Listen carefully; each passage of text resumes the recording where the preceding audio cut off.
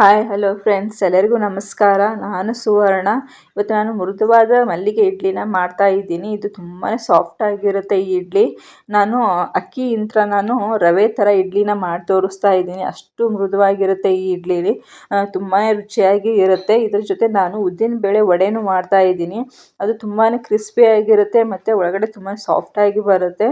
ಅಷ್ಟು ಚೆನ್ನಾಗಿರುತ್ತೆ ವಡೆನೂ. ಇದು ಹೇಗೆ ಮಾಡೋದನ್ನು ತೋರಿಸ್ತೀನಿ ಬನ್ನಿ. ನಾನು ಇವಾಗ ಒಂದು ಪಾತ್ರೆನ ತಗೊಂಡು 2 ಗ್ಲಾಸ್ನಷ್ಟು ನಾನು ಇಡ್ಲಿ ರೈಸ್ನ ತಗೋತಾ ಇದ್ದೀನಿ. ನೀವು ಬೇಕಾದರೆ ರೇಷನ್ ಅಕ್ಕಿ ಇಂತ್ರನೂ ಮಾಡ್ಕೋಬಹುದು. ಇವಾಗ ನೋಡಿ, ನಾನು ಚೆನ್ನಾಗಿ ನೀರು ಹಾಕಿಬಿಟ್ಟು 3 ಸತಿ ನಾನು ತೊಳ್ಕೊತಾ ಇದ್ದೀನಿ ಅಕ್ಕಿನ. ನೋಡಿ, ಚೆನ್ನಾಗಿ ತೊಳೆದ್ಬಿಟ್ಟು ನೀರನ್ನ ಹಾಕಿಬಿಟ್ಟು ಇಟ್ಕೋತಾ ಇದ್ದೀನಿ.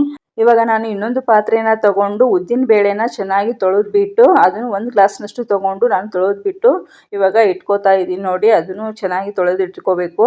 ಮತ್ತು ಇನ್ನೊಂದು ಗ್ಲಾಸ್ನಷ್ಟು ನಾನು ಅವಲಕ್ಕಿನ ತಗೋತಾ ಇದ್ದೀನಿ. ಅದನ್ನು ಚೆನ್ನಾಗಿ ತೊಳೆದ್ಬಿಟ್ಟು ನೀರನ್ನ ಹಾಕಿಬಿಟ್ಟು 5 ತಾಸು ನಾನು ನೆನೆಯಲು ಬಿಡ್ತಾ ಇದ್ದೀನಿ. ನೋಡಿ, ಇವಾಗ 5 ತಾಸು ಆದಮೇಲೆ ನಾನು ಇವಾಗ ಉದ್ದಿನ ಬೇಳೆನ ರುಬ್ಕೋತಾ ಇದ್ದೀನಿ.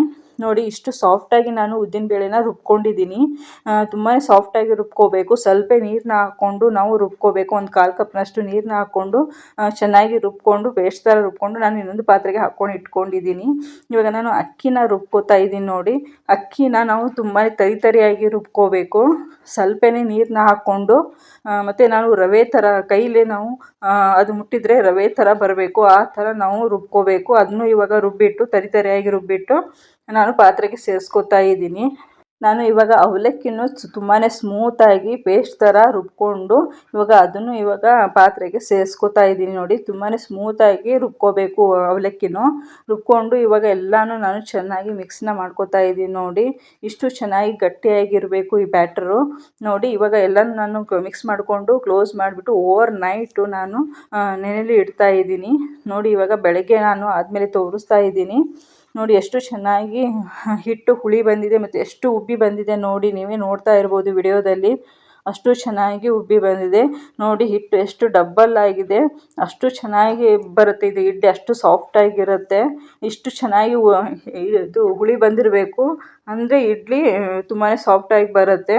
ಇವಾಗ ನಾನು 2 ಸ್ಪೂನಷ್ಟು ಸಾಲ್ಟನ್ನ ಹಾಕಿಬಿಟ್ಟು ಇವಾಗ ನೋಡಿ ಚೆನ್ನಾಗಿ ನಾನು ಮಿಕ್ಸ್ನ ಮಾಡ್ಕೋತಾ ಇದ್ದೀನಿ. ನೋಡಿ, ತುಂಬಾ ಚೆನ್ನಾಗಿ ಮಿಕ್ಸ್ನ ಮಾಡ್ಕೋಬೇಕು.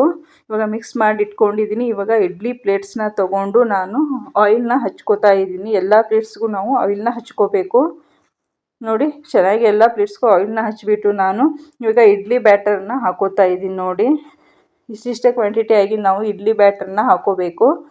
ನೋಡಿ, ಎಲ್ಲ ಪ್ಲೇಟ್ಸ್ಗೂ ನಾನು ಇಡ್ಲಿ ಬ್ಯಾಟರ್ನ ಹಾಕ್ಕೊಂಡು ಇವಾಗ ಇಟ್ಕೋತಾ ಇದ್ದೀನಿ. ನೋಡಿ, ನಾನು ಇವಾಗ ಸೈಡಲ್ಲಿ ಇಡ್ಲಿ ಪಾತ್ರೆಯಲ್ಲಿ ನಾನು ನೀರನ್ನ ಕುದಿಯಲು ಇಟ್ಕೋತಾ ಇದ್ದೀನಿ. ಇಡ್ಲಿ ಪಾತ್ರೆಯಲ್ಲಿ ನಾವು ನೀರನ್ನ ಬಿಸಿ ಮಾಡಿ ಇಟ್ಕೊಂಡಿರಬೇಕು. ಅಂದರೆ ಇಡ್ಲಿ ಬೇಗನೆ ಸ್ಟೀಮಾಗಿ ಚೆನ್ನಾಗಿ ಸ್ಟೀಮ್ ಆಗುತ್ತೆ. ಇವಾಗ ನೋಡಿ, ನಾನು ಇಡ್ಲಿ ಪಾತ್ರೆಗೆ ನಾನು ಎಲ್ಲ ಪ್ಲೇಟ್ಸ್ನು ನಾನು ಇಟ್ಕೋತಾ ಇದ್ದೀನಿ. ನೋಡಿ, ಇವಾಗ ಎಲ್ಲ ಪ್ಲೇಟ್ಸ್ನ ಇಟ್ಕೊಂಡು ಇವಾಗ ನಾನು ಕ್ಲೋಸ್ನ ಮಾಡ್ಕೋತಾ ಇದ್ದೀನಿ. ನೋಡಿ, ಲಿಡ್ನ ನಾನು ಕ್ಲೋಸ್ ಮಾಡಿಬಿಟ್ಟು ಇವಾಗ ಒಂದು 10 ನಿಮಿಷ ನಾನು ಸ್ಟೀಮ್ನ ಮಾಡ್ಕೋತಾ ಇದ್ದೀನಿ. ಇವಾಗ 10 ನಿಮಿಷ ಆದಮೇಲೆ ತೋರಿಸ್ತಾ ಇದ್ದೀನಿ. ನೋಡಿ, ಎಷ್ಟು ಚೆನ್ನಾಗಿ ಇಡ್ಲಿ ಉಬ್ಬಿ ಬಂದಿದೆ ಅಂತ. ಇಷ್ಟು ಚೆನ್ನಾಗಿ ಇಡ್ಲಿ ಉಬ್ಬಿ ಬಂದಿರಬೇಕು. ಒಂದು 10 ನಿಮಿಷ ಆದರೂ ನಾವು ಸ್ಟೀಮ್ ಮಾಡಲಿಕ್ಕೆ ಇಡಲೇಬೇಕು. ನೋಡಿ, ಇವಾಗ ಎಲ್ಲ ಪ್ಲೇಟ್ಸ್ನು ನಾನು ಇವಾಗ ತೆಗೆದುಬಿಟ್ಟು ತೋರಿಸ್ತಾ ಇದ್ದೀನಿ. ನೋಡಿ, ಎಷ್ಟು ಚೆನ್ನಾಗಿ ಬಂದಿದೆ ಅಂತ ಇಡ್ಲಿ. ನೀವೇ ನೋಡ್ತಾ ಇರ್ಬೋದು ವಿಡಿಯೋದಲ್ಲಿ. ಅಷ್ಟು ಚೆನ್ನಾಗಿ ಉಬ್ಬಿ ಬಂದಿದೆ. ನಾನು ಸೋಡಾನು ಯೂಸ್ ಮಾಡಿಲ್ಲ, ಬರೀ ನಾನು ಸಾಲ್ಟ್ ಮಾತ್ರನೇ ಹಾಕಿರೋದು. ಅಷ್ಟು ಚೆನ್ನಾಗಿ ಇಡ್ಲಿ ಉಬ್ಬಿ ಬಂದಿದೆ. ಅಷ್ಟು ಸಾಫ್ಟಾಗಿ ಬಂದಿದೆ. ನಾನು ಕೈಯಲ್ಲಿ ಇಟ್ಬಿಟ್ಟು ತೋರಿಸ್ತಾ ಇದ್ದೀನಿ. ವಿಡಿಯೋದಲ್ಲಿ ನೋಡ್ತಾ ಇರ್ಬೋದು. ಅಷ್ಟು ಚೆನ್ನಾಗಿ ಸಾಫ್ಟಾಗಿ ಬಂದಿದೆ ಇಡ್ಲಿ. ನೋಡಿ, ನಾನು ಇಡ್ಲಿನ ಎಲ್ಲನೂ ಪ್ಲೇಟ್ಸಲ್ಲಿ ಹಾಕ್ಕೊಂಡು ತೋರಿಸ್ತಾ ಇದ್ದೀನಿ. ನೋಡಿ, ಒಂದು ಇಡ್ಲಿನ ನಾನು ನೋಡಿ ತೋರಿಸ್ತಾ ಇದ್ದೀನಿ ಎಷ್ಟು ಸಾಫ್ಟಾಗಿ ಬಂದಿದೆ ಅಂತ. ಎಷ್ಟು ಮೃದುವಾಗಿ ಕಾಣಿಸ್ತಾ ಇದೆ, ನಿಮಗೆ ನೋಡ್ತಾ ಇರ್ಬೋದು. ಅಷ್ಟು ಸಾಫ್ಟಾಗಿ ಬರುತ್ತೆ ಈ ಇಡ್ಲಿ. ನೋಡಿ, ಇವಾಗ ಇಡ್ಲಿನ ನಾನು ಹಾಟ್ ಬಾಕ್ಸ್ನಲ್ಲಿ ಹಾಕಿಬಿಟ್ಟು ಇವಾಗ ಸೈಡಲ್ಲಿ ಇಟ್ಕೋತಾ ಇದ್ದೀನಿ. ಇವಾಗ ನಾನು ಉದ್ದಿನ ವಡೆನ ಮಾಡ್ಕೋತಾ ಇದ್ದೀನಿ. ನೋಡಿ, ನೋಡಿ ನಾನು ನೈಟ್ ಫುಲ್ಲು ನೆನೆಸಿಟ್ಕೊಂಡಿದ್ದೀನಿ ಉದ್ದಿನ ಬೇಳೆನ. ಇವಾಗ ನೋಡಿ ಬೆಳಿಗ್ಗೆ ನಾನು ಗ್ರೈಂಡ್ನ ಮಾಡ್ಕೋತಾ ಇದ್ದೀನಿ. ಇದು ತುಂಬಾ ಸ್ವಲ್ಪ ಒಂದು ಕಾಲು ಕಪ್ನಷ್ಟು ನೀರನ್ನ ಹಾಕಿಬಿಟ್ಟು ನಾನು ಗ್ರೈಂಡ್ನ ಮಾಡ್ಕೋತಾ ಇದ್ದೀನಿ. ತುಂಬಾ ಸ್ಮೂತಾಗಿ ಪೇಸ್ಟ್ ಥರ ನಾವು ಗ್ರೈಂಡ್ ಮಾಡ್ಕೋಬೇಕಾಗತ್ತೆ. ಮತ್ತು ತುಂಬಾ ಗಟ್ಟಿಯಾಗಿರಬೇಕು ಇದು. ನೀರು ಜಾಸ್ತಿ ಹಾಕಕ್ಕೆ ಹೋಗಬೇಡಿ. ನೀರು ನೋಡಿಕೊಂಡು ಸ್ವಲ್ಪ ನೀರು ಹಾಕ್ಕೊಂಡು ನಾವು ರುಬ್ಕೋಬೇಕು.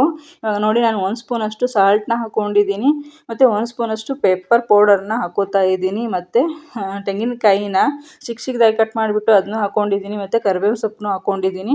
ಹಸಿಮೆಣ್ಸಿನ್ಕಾಯಿನ ಚಿಕ್ಕದಾಗಿ ಕಟ್ ಮಾಡಿಬಿಟ್ಟು ಅದನ್ನು ಹಾಕ್ಕೊಂಡಿದ್ದೀನಿ. ಮತ್ತು 1/2 ಸ್ಪೂನಷ್ಟು ನಾನು ಶುಗರ್ನ ಹಾಕೋತಾ ಇದ್ದೀನಿ.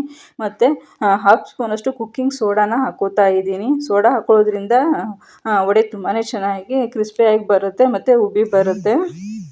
ನೋಡಿ ಎಲ್ಲನೂ ಚೆನ್ನಾಗಿ ನಾನು ಮಿಕ್ಸ್ನ ಮಾಡ್ಕೋತಾ ಇದ್ದೀನಿ. ತುಂಬಾ ಚೆನ್ನಾಗಿ ಮಿಕ್ಸ್ ಮಾಡ್ಕೊಂಡು ಇಟ್ಕೊಂಡಿರಬೇಕು.